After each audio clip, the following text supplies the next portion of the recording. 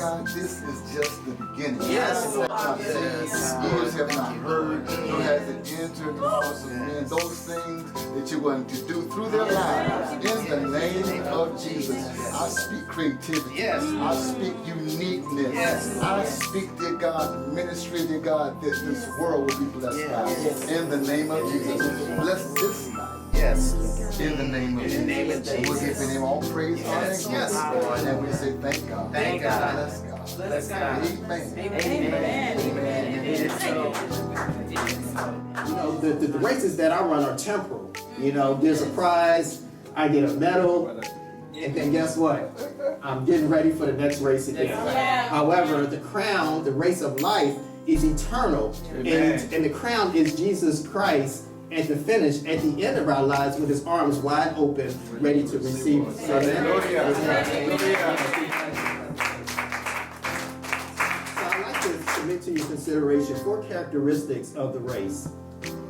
The first characteristic is that the race is unique to you. Say, the race is unique to you. It has been marked out especially for you. While the finish line is the same for everyone, which is to live a life that's reflective of Jesus Christ, the journey that gets us there is different for each and every person. So don't compare your lane to someone else's lane. Run your own race. God has already designed a unique path just for you, full of promise and His provision. So anytime God gives you something, you know, He gives you something, He's always going to make provision.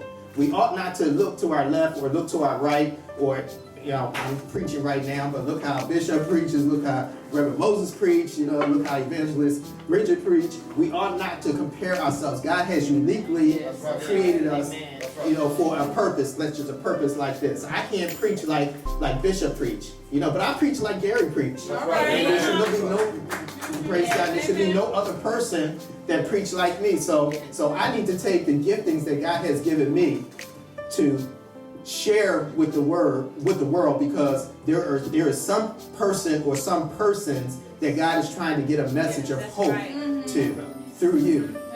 Amen.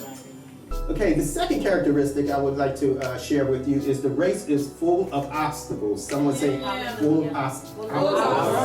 Know that the race is full of obstacles, trials, and tribulations that try to steer you off course.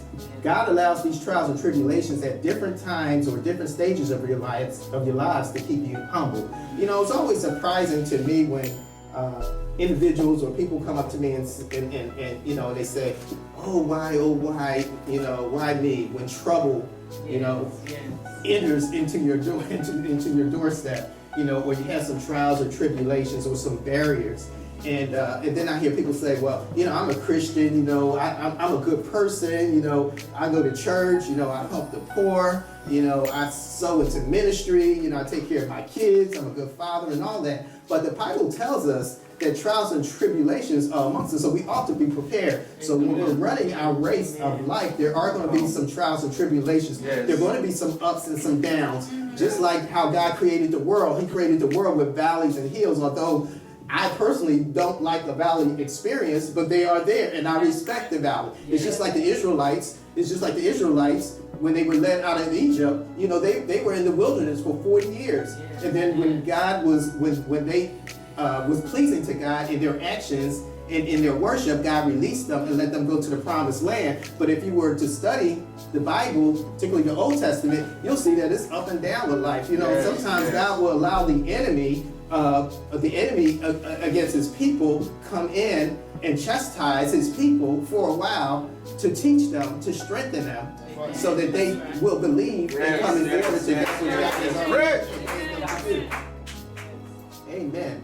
And then the third characteristic of running a race is that you need to run the race to win. Yes, sir. You know, yes, like I said earlier, you know, what profit is it for you to, you know, to go through life? You know, don't go through life like a rag doll. If you're not in it to win it, but you're on the race of life, you know what? You're living someone else's life. You know, you're going to be swayed to the left, swayed to the right, just like a little rag doll. Just go, you know, to and fro on someone else's agenda. Other people telling you who you are and what you're going to be and where to go and how to spend your money, all of that. The race you should see the race as one to win, not one to come in second, not one to come in third. You know, really, in the race of life, there's only two positions when you think about it. You either win or you lose. Yes, You know, there's something in between. So you need to be steadfast and live a disciplined life, focused on the goal, focused on the crown, which is Jesus Christ, to win. That ought to be your objective. Winning is not beating the other runners. The prize is everlasting life and becoming a spiritual champion. The goal is not perfection, but to become more Christ-like, to be of some good value and service to those in which God has entrusted in your care. So you need to run the race to win.